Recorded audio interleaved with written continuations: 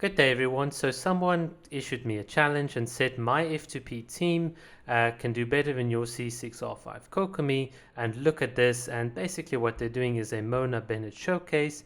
The Mona is at C2 with the Witzif at about, I think, 50 to 220 crit rate to crit damage. And the Bennett has got an attack of about 2,600. So without any delay, without any editing, my first try, I will sort of show you what a C6R5 Kokomi does against the same enemy.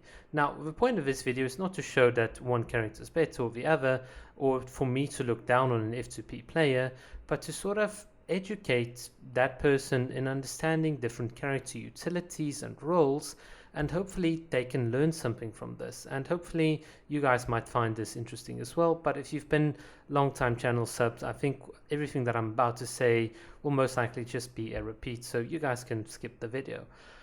So here we are. Here's Kokomi on her own. Let's see how she does fare against two fully leveled and fully built characters that are F2P.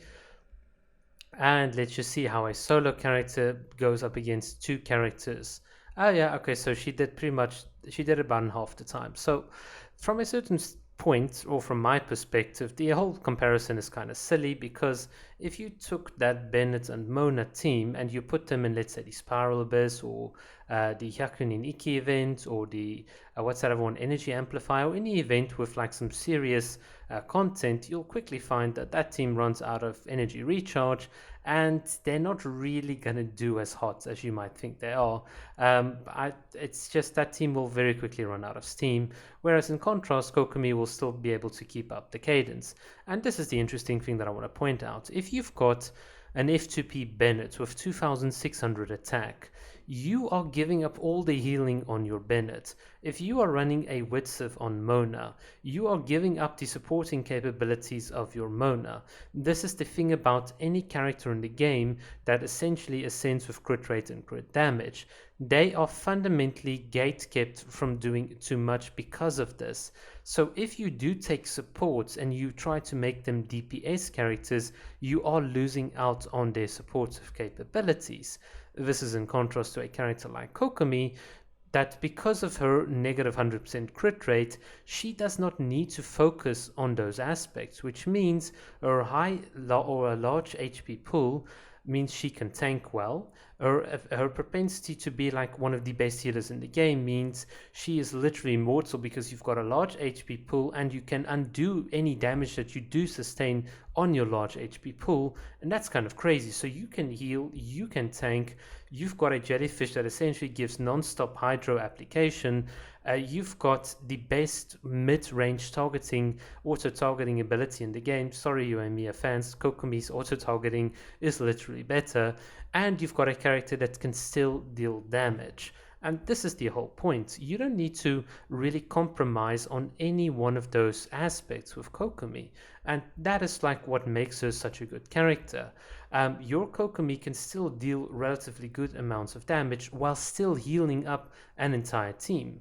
The contrast with the Bennett Mona situation is you've essentially just optimized one aspect of your gameplay, and that's doing a fancy nuke. And that is about it. You've pretty much wasted those characters' potentials because they are better served as being pure supports. Mona shines really well when you start pairing her, like when you build her as a support and you put her into those freeze teams, etc., etc.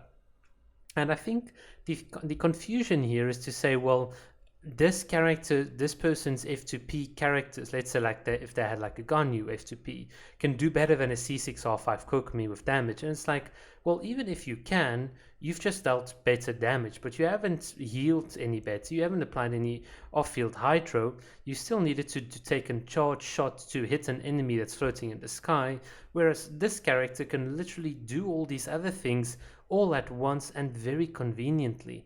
And that's the power of Kokomi. And the real thing that makes her as a character broken is when you take all of these like additional utilities that the character has and you stack them with other character utilities. This is one thing main DPS characters or hypercarry characters cannot do. They can do only damage, and that's all that they're good for.